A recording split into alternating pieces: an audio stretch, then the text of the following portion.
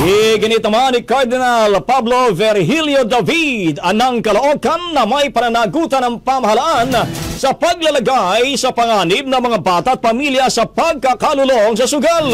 Ito ay sa pamamagitan naman ng legalisasyon ng mga online platform na bukas 24 oras at madaling ma-access kahit na mga minor de edad. Sa kanyang social media post, sinabi ni Cardinal David na sino pa ba ang kailangan magpunta sa kasino ganoong ang kasino ay nakapasok na sa mga tahanan maging sa cellphone ng mga bata. Dahil dito, pinunan niya ang mga otoridad sa pag-focus sa offshore gambling sites. Kinokondi na rin ito ang mga celebrities at influencers sa pag-promote ng gambling application. Sa huli, nagbabala ang Cardinal sa posibleng maging masamang epekto sa sugal online sa lahat.